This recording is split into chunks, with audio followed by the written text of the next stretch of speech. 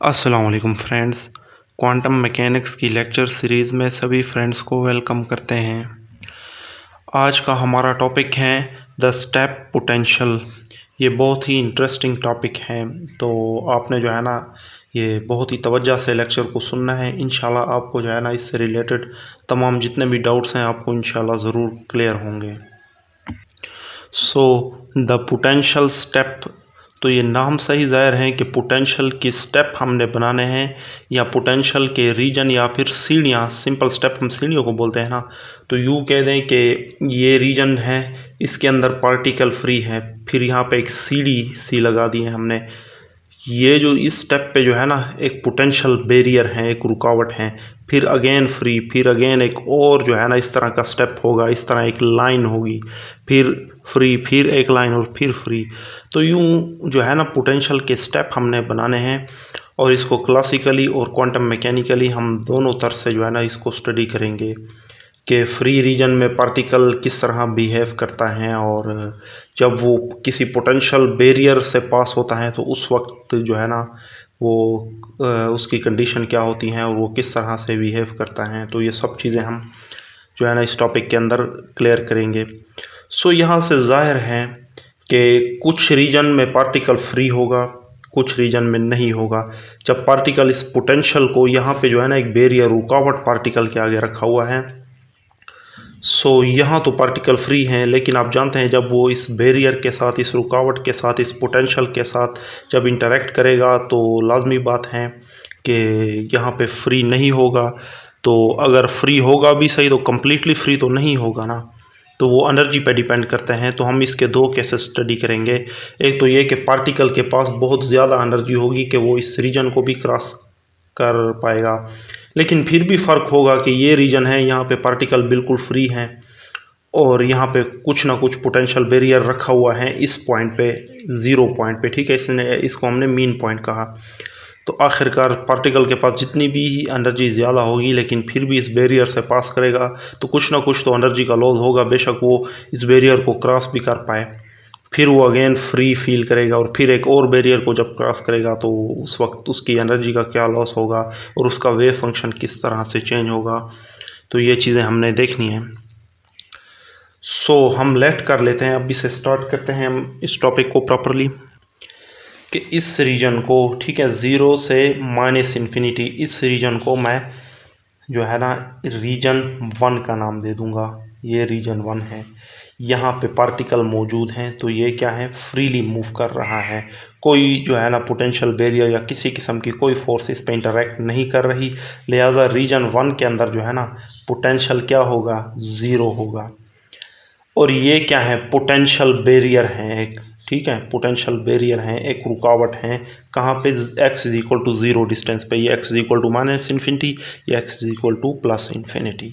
सो इस चीज़ को, ये एक कीमती पॉइंट है, इसकी बड़ी जो है ना अहमियत है इस पॉइंट की, क्योंकि ये एक पोटेंशियल पॉइंट है। सो यहाँ से पार्टिकल जब गुजरता है तो ज़रूर पार्टिकल कुछ ना कुछ फील करता है, आखिर पोटेंशियल जो है। सो इस रीजन को मैंने R1 कहा, यहाँ पे पार्टिकल मौजूद हैं और जो है ना यहाँ पे किसी किस्म का फोर्स नहीं है, यानी कि पोटेंशियल ज़ीरो है। इस रीजन की बात कर लेते हैं, क्योंकि यहाँ पे क्या है, पोटेंशियल क्या है, अब ज़ीरो नहीं रहा, x is equal to zero पे जो है ना, चले मैं यहाँ पे ज़ाहिर कर देता हूँ कि ये x है, ये डिस्टेंस है ना।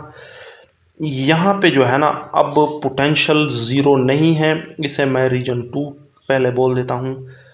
और जब पार्टिकल, लेट सपोज के पार्टिकल के पास एनर्जी ज़्यादा थी कि वो यहाँ से गुजर गया, अदरवाइज़ अगर लेस हो तो वो बैक हो जाता है ना। तो इसका पहला केस हम स्टडी कर रहे हैं फ़िलहाल। सो यहाँ पे लेट्स सी कि पार्टिकल इस बैरियर को तो क्रॉस कर पाया, लेकिन क्या इस रीजन में था उस तरह से ये बिहेव करेगा। तो इस पोटेंशियल को फील करने के बाद पार्टिकल की एनर्जी का लॉस या फिर मोमेंटम का लॉस ज़रूर होगा। सो यहाँ पे पोटेंशियल जो है ना इस पॉइंट पे v is equal to V naught है, ये इस पॉइंट की बात कर रहा हूँ मैं, ठीक है। यहाँ पे पोटेंशियल ज़ीरो, इस पॉइंट के, इस लाइन की अगर बात करूँ तो v is equal to V naught potential है यहाँ पे। सो अब आप देख सकते हैं कि कुछ रीजन में पार्टिकल फ्री हैं, कुछ रीजन में पार्टिकल फ्री नहीं है।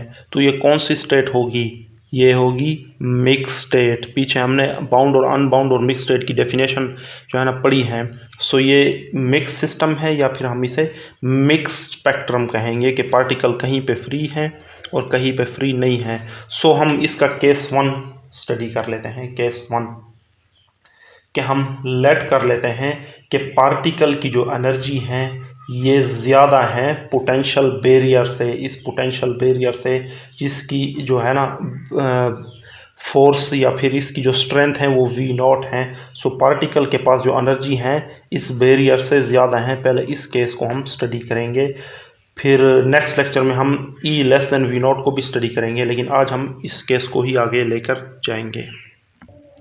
सो फर्स्ट ऑफ ऑल हम क्लासिकली देख लेते हैं इसे कि क्लासिकली पार्टिकल किस तरह बिहेव करेगा। अगर पार्टिकल के पास एनर्जी ज़्यादा है इस बैरियर से तो क्लासिकली क्या होगा।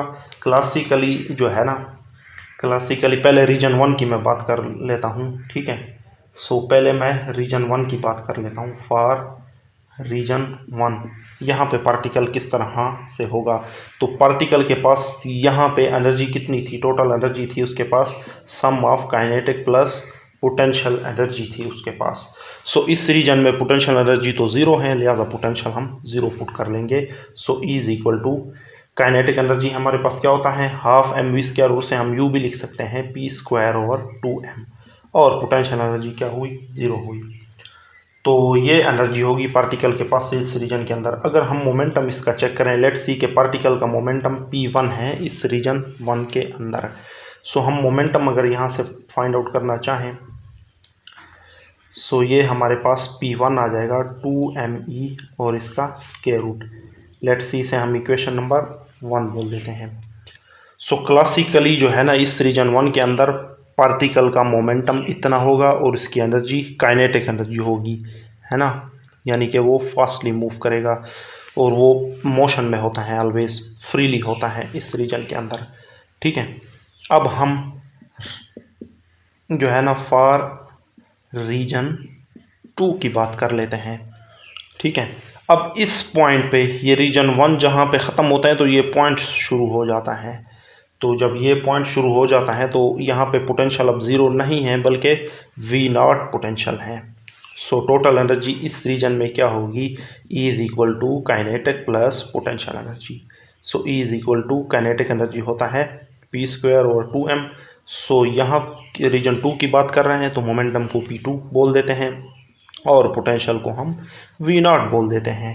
इसी तरीके से हमारे पास जो p2 है ये आ जाएगा 2m into E minus V0 और इसका स्क्वायर रूट, ये चीज़ हमारे पास आएगा। सो ओवरऑल अगर मैं क्लासिकली बात करूं तो पार्टिकल का मोमेंटम इधर ज़्यादा था और इधर आके कम हो गया। देखें ना यहाँ पे जो है ना E है और यहाँ जो है ना E में से V0 माइनस हो रहा है, तो ये क्लियरली यहाँ पे नज़र आ रहा है कि P1 जो है ना ग्रेटर देन है P2। तो ये जो है ना क्लासिकली हमने इस चीज़ को अखज़ किया, इस चीज़ को ड्राइव किया। ये हम कौन सा केस स्टडी कर रहे हैं कि पार्टिकल जो है उसकी एनर्जी ज़्यादा है V0 से, यानी कि वो इस जो है ना पोटेंशियल बैरियर को तो क्रॉस कर सकता है, लेकिन पोटेंशियल बैरियर क्रॉस करने पे उस पर क्या फ़र्क पड़ेगा, उसका मोमेंटम क्या हो जाएगा, लेस हो जाएगा। ये थी क्लासिकली बात। अब हम क्वांटम मैकेनिक्स को आगे लेकर चलेंगे कि क्वांटम मैकेनिक्स इसके बारे में क्या कहता है। सो चलें अब हम क्वांटम मैकेनिक्स को यूज़ करके जो है ना इस केस को कंटिन्यू रखेंगे। पहले हमने क्लासिकली देखा, अब इसको क्वांटम मैकेनिकली देखते हैं। तो पहले रीजन 1 की बात कर लेते हैं कि रीजन 1 में किस तरह से क्वांटम मैकेनिकली ये पार्टिकल बिहेव करता है। सो हम क्वांटम मैकेनिकली प्रॉब्लम को स्टार्टिंग कहाँ से लेते हैं, उसकी स्टार्टिंग हम लेते हैं श्रोडिंगर वेव इक्वेशन से। सो -h² और 2md², लेट्स सी के यहाँ पे जो वेव फंक्शन है हम उसको ψ1 बोल देते हैं और dx² plus v(x) ψ1 is equal to E ψ1, है ना। रीजन 1 की बात कर रहे हैं तो यहाँ पे क्या है, पोटेंशियल क्या है, ज़ीरो है। सो यहाँ पे अगर पोटेंशियल ज़ीरो है तो ये वाला जो है ना इसे हम निगलेक्ट कर सकते हैं क्योंकि v यहाँ पे ज़ीरो हो जाएगा। सो बाकी हमारे पास क्या बचता है -h² और 2md² ψ1 और dx² is equal to E ψ1। यहाँ से हम d² ψ1 और डी एक्स स्क्वायर ये हमारे पास इक्वल टू हो जाएगा, इस चीज़ को हम वहाँ ले जाते हैं तो ये हो जाएगा -2 Sai of 1 over H cut square. और इसको अगर हम यहाँ पे ले आए तो ये क्या हो जाएगी, पॉजिटिव टर्म बन जाएगी, डी स्क्वायर साई ऑफ 1 और डी एक्स स्क्वायर। सो तो ये जब यहाँ आ जाए तो ये क्या हो जाएगा, +2me psi of 1 over H cut square. So equal to यहाँ पे क्या आएगा 0। और इस टर्म को हम क्या बोलते हैं, के बोलते हैं। सो लेट्स सी हम रीजन 1 के लिए k1 बोल देते हैं इस चीज़ को, 2me over H cut square, इसको हम k1 स्क्वायर के इक्वल रख देते हैं। So d square psi of 1 over d x square plus k1 square psi of 1 equal to 0। So ये हमारे पास जो है ना इसकी इक्वेशन बन गई। सो इसका जो जनरल सोल्यूशन है हमारे पास वो भी हम स्टडी कर चुके हैं। सो जनरल सोल्यूशन इस इक्वेशन का क्या आएगा, इस इक्वेशन का जो जनरल सोल्यूशन है, जनरल सोल्यूशन इस इक्वेशन को जो जनरल सोल्यूशन है वो ये है, साई 1 ए ई की पावर आयोटा k1x। ठीक है, इसका जनरल सोल्यूशन हम प्रीवियस वीडियो में पढ़ भी चुके हैं कि इस इक्वेशन का जनरल सोल्यूशन जो है ना इस तरह से होता है, प्लस बी ई की पावर माइनस आयोटा k1x, है ना। तो ये इसका क्या है, जनरल सोल्यूशन है इस इक्वेशन का। सो रीजन 1 के अंदर जो वेव फंक्शन है वो इस तरह से होता है। अब हम इसे कोई इक्वेशन कह दें आप, तो इसे हम इक्वेशन नंबर, चले लेट्स सपोज इक्वेशन 3 का नाम दे देते हैं इसको। अब हम आगे बढ़ते हैं। सो फॉर रीजन 2, सो यहाँ पे श्रोडिंगर वेव इक्वेशन रीजन 2 के लिए आप यूज़ करें। सो श्रोडिंगर वेव इक्वेशन हमारे पास, ठीक है, डी स्क्वायर साई ऑफ 2 और D x square plus v2x, क्योंकि हम रीजन 2 की बात कर रहे हैं, psi of 2 equal to E of psi 2। So यहाँ पे जो पोटेंशियल है वो क्या है, v is equal to v0। So यहाँ पे हम v अब 0 नहीं लगाएंगे, बल्कि यहाँ पे हम v0 को यूज़ करेंगे। एच कट स्क्वायर और 2m D square psi of 2 और D x square plus v0 psi of 2 is equal to E psi of, चले मैं इसको यहाँ ले आता हूँ, या इसको जब मैं वहाँ ले जाऊँगा तो ये टर्म माइनस हो जाएगी, और इन दोनों में से साई 2 को मैं कॉमन ले रहा हूँ, तो ये टर्म मेरे पास कुछ इस तरह से बन जाएगी, टी स्क्वायर साई ऑफ 2 और D x square is equal to, इस टर्म को मैं वहाँ ले जाऊँ तो माइनस हो जाएगा, और साई ऑफ 2 जब मैं कॉमन ले लूँ तो ये हो जाएगा ई माइनस v0, क्योंकि ई पॉजिटिव और ये यहाँ पे आके नेगेटिव हो जाता, तो ये माइनस v0। तो साई ऑफ 2 यहाँ पे कॉमन, और इस टर्म को भी मैं उसके साथ मल्टीप्लाई कर सकता हूँ। सो मेरे पास जो है ना इस टर्म को, तो ये u हो जाएगा, है ना। सो एच कट स्क्वायर और 2m यहाँ पे जाके उलट हो जाएगा, तो इस टर्म को मैं यहाँ ले आऊँ तो ये क्या हो जाएगा, ये पॉजिटिव टर्म बन जाएगा। सो इसे भी मैं लिख सकता हूँ +2m ई माइनस v0 और H cut square psi of 2 equal to 0, और इस टर्म को मैं लेट्स सी k2 स्क्वायर के इक्वल रख देता हूँ, 2m ई माइनस v0 और एच कट स्क्वायर। सो यहाँ पे मैं पुट करूँगा तो ये आ जाएगा D square psi of 2 over d x square plus k2 square psi of 2, इसे मैंने k2 स्क्वायर कह दिया, साई ऑफ 2 इक्वल टू 0। इस इक्वेशन को मैं इक्वेशन नंबर लेट्स सी मैं दे देता हूँ इक्वेशन नंबर 4। सो ये जो है ना इस रीजन 2 के अंदर वेव फंक्शन, जो वेव फंक्शन की डिफरेंशियल इक्वेशन है, इसका जनरल सोल्यूशन भी हमें मालूम है कि किस तरह से होता है। सो general solution of equation 4 is, equation 4 इस इक्वेशन का जो जनरल सोल्यूशन है वो ये है, psi of 2 is equal to c e की power iota k2x plus d minus iota k2x, ठीक है, ई की power iota minus iota k2x। So यहाँ पे जो वेव फंक्शन है साई 2 इस तरह से होगा, और इसको हम इक्वेशन नंबर 5 का नाम दे देते हैं। क्लियर। तो ये हमने क्वांटम मैकेनिकली रीजन 1 और रीजन 2 दोनों के अंदर जो है ना वेव फंक्शन हमने निकाल लिए हैं। सो हम फर्दर जो है ना केस जो है ना हम कौन सा स्टडी कर रहे हैं, ई ग्रेटर देन v0। इस केस को फर्दर हम देखते हैं कि कितने नंबर ऑफ पार्टिकल जो है हमारे पास जो है ना इस पोटेंशियल बैरियर को रिफ्लेक्ट करते हैं, कितने जो है ना क्रॉस करते हैं। सो रीजन 1 के अंदर अगर बात कर लेना तो जो पार्टिकल जो है ना इस रीजन के अराउंड मूव करता है तो उसे हम इंसिडेंट पार्टिकल बोल देते हैं, ठीक है, जो इस पे इंसिडेंट होते हैं। तो कुछ पार्टिकल जो है ना, लेकिन बहुत कम ही ऐसे पार्टिकल हैं, क्योंकि पार्टिकल्स के पास यूजुअली एनर्जी ज़्यादा है कि इस बैरियर को क्रॉस करें, लेकिन फिर भी चंद एक पार्टिकल की पॉसिबिलिटी है कि इस रीजन से जो है ना वापस आ जाएं, टकरा के वापस आ जाएं और उस रीजन के अंदर दाखिल ना हों। अगर रीजन 2 की बात करें तो यहाँ से रीजन 1 से गुजरने वाला जो पार्टिकल है जो रीजन 2 में एंटर होता है वो जस्ट ट्रांसमिट होता है और वापस वो रिफ्लेक्ट नहीं होता। सो इक्वेशन 3 और 5 को हम पढ़ के आ रहे हैं। सो यहाँ पे जो है ना इसको AE की पावर K1x इसको हम इंसिडेंट बोल देते हैं और इसको रिफ्लेक्शन कोफिशिएंट बोल देते हैं। सो रीजन 1 के अंदर ये जनरल सोल्यूशन ही ज़ाहिर करता है। ये जो है ना ये इंसिडेंट है और ये क्या है, रिफ्लेक्शन जो है ना पार्टिकल की रिफ्लेक्शन को शो करती हैं। इस तरीके से साइड 2 के अंदर ये जो है ना ट्रांसमिशन है, क्योंकि यहाँ पे रिफ्लेक्शन पॉसिबल ही नहीं है, पर तमाम पार्टिकल्स जो है ना तमाम पार्टिकल ही ट्रांसमिट होते हैं और रिफ्लेक्ट नहीं होते, लिहाजा DE की पावर माइनस आयोटा KX को हम निगलेक्ट कर सकते हैं। सो वेयर AE की पावर आयोटा K1x क्या है, is incident in region 1, BE की power minus iota K1x is reflected in R1 and CE की power iota K2x is transmitted in region 2 and DE की power minus iota K2x is reflected is neglected. ठीक है, इसको हम neglect कर रहे हैं, इसको किस वजह से, because there is no reflection in region 2, क्योंकि यहाँ पे रिफ्लेक्शन पॉसिबल ही नहीं है, जस्ट ट्रांसमिशन ही होती है। सो उस वजह से हम क्या करते हैं, इसको निगलेक्ट कर लेते हैं। ये ई की पावर माइनस आयोटा टर्म जो है ना, ये जो है ना हाँ रिफ्लेक्शन टर्म को जाहिर करती हैं, क्योंकि इंसिडेंट के डायरेक्शन से अपोजिट होती हैं। सो हम इनको लिख भी लेते हैं कि साई ऑफ आई जो है ना ये इंसिडेंट वेव फंक्शन है, ये ई की पावर आयोटा K1x है।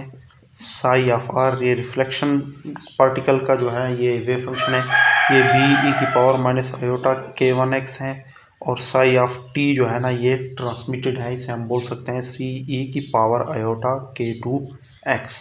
सो ये इनके वेव फंक्शन है, ये थ्योरेटिकली और ये हमने मैथमेटिकली इसको लिख दिया। अब आगे हमें पता होना चाहिए कि ये रिफ्लेक्शन कोफिशिएंट क्या है, इंसिडेंट कोफिशिएंट क्या है और ट्रांसमिटेड कोफिशिएंट क्या है। इन चीज़ों को अब हम समझेंगे। So if J is particle per unit density, J आपने EDM में भी पढ़ा होगा, ये क्या है, ये चार्ज डेंसिटी है। तो नंबर ऑफ़ पार्टिकल जो इंसिडेंट होते हैं, रिफ्लेक्टेड होते हैं या ट्रांसमिटेड होते हैं, तो उन number of particle per unit density के हिसाब से अगर हम बात करें तो उसे हम J बोलेंगे। सो रिफ्लेक्शन कोफिशिएंट क्या है, इसका फार्मूला फिर इस तरह से होता है कि J reflected over J incident, ठीक है, कि इंसिडेंट पार्टिकल के मुकाबले में कितने रिफ्लेक्टेड हुए। इस तरीके से ट्रांसमिटेड कोफिशिएंट को भी हम T से डिनोट करते हैं और इसको भी हम लिख सकते हैं J transmitted over J incident, यानी कि इंसिडेंट के मुकाबले में कितने ट्रांसमिट हुए, और रिफ्लेक्टेड को भी यानी कि इंसिडेंट के साथ हम उसका रेशो लेते हैं। और ये J होता क्या है, J का फार्मूला भी हमारे पास होता है आयोटा H कट और 2m psi d psi asterisk over dx minus psi asterisk d psi और dx। तो हमारे पास ये इस तरह से होता है, यानी कि यहाँ पे साई और यहाँ पे साई का स्टेरिक और यहाँ पे साई का स्टेरिक और यहाँ पे साई, तो इस तरह से आप इसको याद कर सकते हैं। और बाहर जो है ना आयोटा H कट और 2m आएगा, तो इसे आपने चैप्टर नंबर 3 में पढ़ा हुआ होगा। सो ये जो चार्ज पर यूनिट डेंसिटी है, ठीक है, तो यहाँ पे हम इसको यूज़ करेंगे, इसे भी आप इक्वेशन नंबर 8 बोल दें। सो ये हमारे पास इक्वेशन 8 है। अब हम जो है ना इंसिडेंट चार्ज डेंसिटी को कैसे मालूम करेंगे, क्योंकि इंसिडेंट पार्टिकल जो है वो 100% हैं, तो उसमें से कितने रिफ्लेक्ट हुए और कितने ट्रांसमिट हुए, लिहाजा हम उसे इस वजह से इंसिडेंट पार्टिकल के लिहाज से ही देखते हैं। तो इसे मैं इंसिडेंट के लिहाज से यहाँ पे अगर मैं I लगा दूँ, बाकी सब चीज़ें वही होंगी, यहाँ पे I आ जाएगा, यहाँ भी I, तो मैंने इसे इंसिडेंट स्टेट के लिहाज से कुछ लिख दिया। तो यहाँ पे क्या आएगा, iota H cut over 2m as it is. तो साई ऑफ आई जो है ना, साई ऑफ आई मेरे पास क्या होता है, ये होता है ना इंसिडेंट वेव फंक्शन, है ना, ए ई की पावर आयोटा k1x। और इसी को मैं डिफरेंशियल कर दूंगा, लेकिन इसका मैं बार लूँगा, स्टेरिक लूँगा, तो ये जो कॉन्जुगेट है ये नेगेटिव का हो जाएगा। सिमिलरली ये माइनस, और साई स्टेरिक इंसिडेंट की बात हो रही है, ठीक है, इंसिडेंट की बात हो रही है, तो वेव फंक्शन भी इंसिडेंट ही यूज़ होगा। तो यहाँ पे अगेन ए स्टेरिक ई की पावर माइनस आयोटा k1x, और डिफरेंशियल किसका, साई इंसिडेंट का। साई इंसिडेंट मेरे पास ये है ना, और ये इसका स्टेरिक, ये साई इंसिडेंट का स्टेरिक, और ये साई इंसिडेंट। अब मैं इस टर्म को अगर डिफ्रेंशिएट करूं तो यहाँ पे minus iota k1 as it is आ जाएगा, और ये टर्म एज इट इज़ आ जाएगी। सो ये इसके साथ क्या हो जाएगी, कैंसल आउट हो जाएगी। और सिमिलरली यहाँ पे भी ऐसा ही होगा, ये ए स्टेरिक ऐसे मल्टीप्लाई होकर ए स्क्वायर हो जाएगा, और आयोटा k1 इस तरह आ जाएगा, और iota k1x as it is, और ये वाला इस तरह से, तो ये भी इसके साथ कैंसल आउट हो जाएगा, और मेरे पास ये टर्म बच जाएगी। फर्दर जो है ना ये 2 इस 2 से कैंसल आउट हो जाएगा, और आयोटा से मल्टीप्लाई होके आयोटा स्क्वायर की वैल्यू क्या होती है -1, और ये -1 इससे मल्टीप्लाई होके प्लस हो जाएगा। तो जो है ना इंसिडेंट चार्ज डेंसिटी मेरे पास इस तरह से आ गई। अब आप जे जो है ना आर लगा के वेव फंक्शन आर वाला यहाँ पे यूज़ करके ये जो है ना आप जो है ना ये हाँ रिफ्लेक्शन चार्ज डेंसिटी को भी आप मालूम कर सकते हैं, लेकिन मैं डायरेक्ट उसका फार्मूला लिख रहा हूँ। इसको देख देख के भी आप जो है ना उसका फार्मूला लिख सकते हैं। सो रिफ्लेक्शन में जो कि माइनस हैं वो रिफ्लेक्टेड हैं, सो जे रिफ्लेक्टेड आपके पास आएगा। तो आप चाहें ये वाले स्टेप उसके लिए दोहरा दें, या चाहें यहाँ से देख लें तो कोई बात नहीं, माइनस एच का, ठीक है। और k1 एज इट इज़ चूँकि रीजन 1 की बात है, और वहाँ पे कोफिशिएंट क्या था, b था, है ना, ओवर m। इस तरह से ये आ जाता है। माइनस किस वजह से, चूँकि ये रिफ्लेक्टेड है, माइनस आ रहा है, और ये माइनस आएगा जब आप ये सारे स्टेप दोहराएंगे तो लास्ट में ये माइनस बचेगा। सो इसको देखकर मैंने ये वाला ड्राइव किया, सो इसे मैं इक्वेशन 10 बोलूँगा। तो ये रिफ्लेक्शन चार्ज डेंसिटी हो गई। इसी तरीके से मैं ट्रांसमिटेड की भी निकाल सकता हूँ।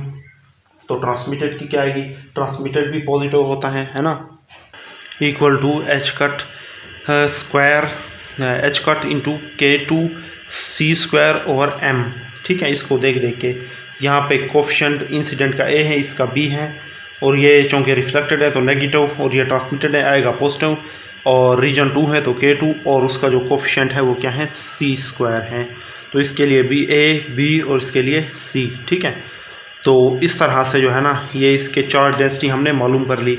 अब हम रिफ्लेक्शन कोफिशिएंट और ट्रांसमिशन कोफिशिएंट को नेक्स्ट फाइंड आउट करेंगे।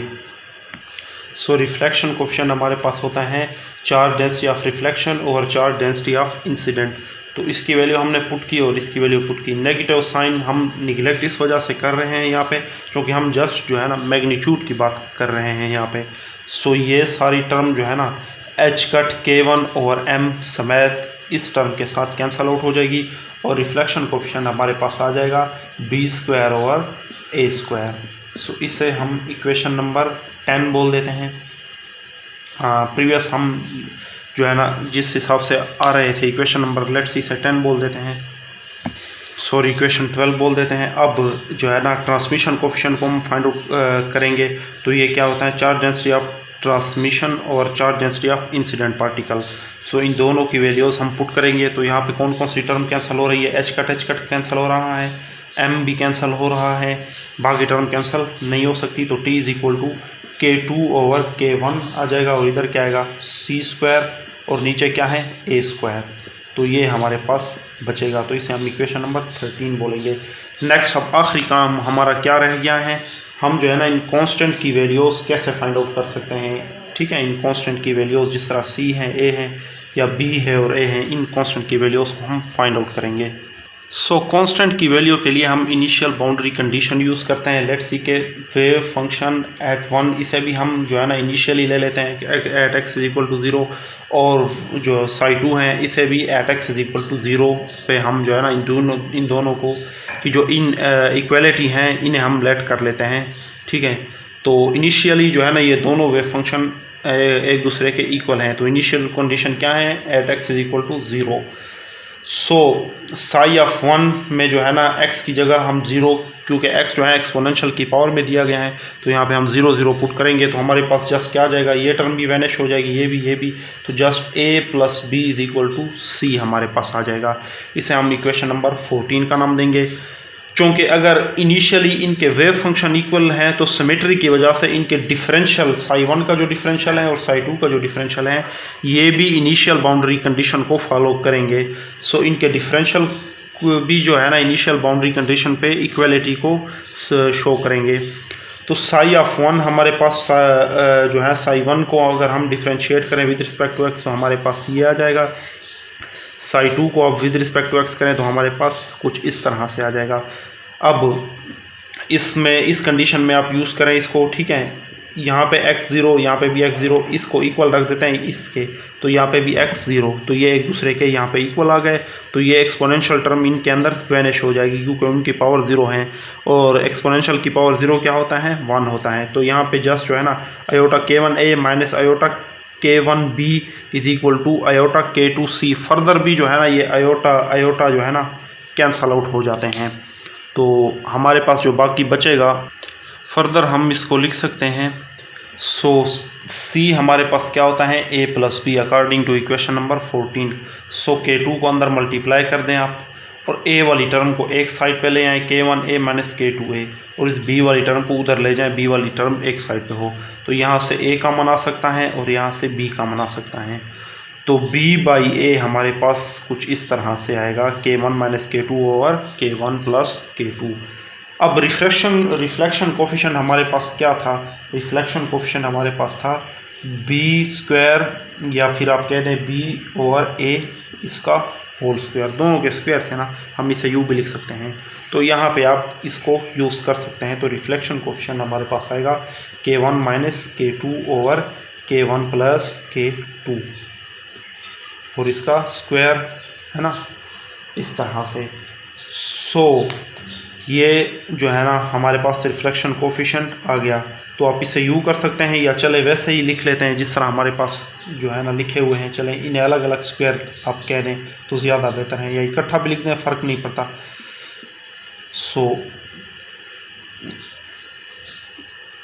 सो ये हमारे पास इक्वेशन नंबर 15 आ जाएगा। क्लियर। सो ट्रांसमिशन कोफिशिएंट के लिए हम इस इक्वेशन के अंदर b को एलिमिनेट करेंगे जिस तरह हमने पहले c को किया था। तो यहाँ से b क्या आ जाएगा, c माइनस a, तो इधर इस b की जगह c माइनस a हमने यूज़ किया, k1 अंदर मल्टीप्लाई हो जाएगा तो इस तरह से हो जाएगा। अब ये k1a और ये k1a ये क्या हो जाएंगे 2k1a, और इसको हम इस साइड पे ले जाएंगे तो ये पॉजिटिव हो जाएगा और दोनों में जो है ना c एज ए कॉमन आ रहा है। सो हम c by a find out करना चाहते हैं क्योंकि ट्रांसमिशन कोफिशिएंट में क्या है c square over a square. So c by a हमारे पास कुछ इस तरह से आ जाएगा 2k1 over k1 plus k2। सो यहाँ पे हम यूज़ कर लेंगे ये c है लेट सी और ये क्या है a, तो इन दोनों का स्क्वायर, तो ये हमारे पास ट्रांसमिशन कोफिशिएंट इस तरह से आ जाता है। इसे हम इक्वेशन नंबर 16 कह सकते हैं। सो ये था ओवरऑल, ठीक है। ये स्टेप पोटेंशियल का भी हमने एक केस 1 स्टडी किया है जो कि है E ग्रेटर देन V0, यानी कि पार्टिकल के पास एनर्जी ज़्यादा है पोटेंशियल बैरियर के लिए। सो नेक्स्ट लेक्चर के अंदर हम E लेस देन V0 के लिए जो है ना यही स्टेप सारे के सारे दोहराएंगे। उसके लिए भी हम रिफ्लेक्शन इंसिडेंट और ट्रांसमिशन कोफिशिएंट को इस तरह से निकालेंगे। सो अगर कोई कहीं पे भी आपको डाउट है तो कमेंट सेशन में मुझे ज़रूर बताइएगा। सो नेक्स्ट लेक्चर तक के लिए अल्लाह हाफिज़।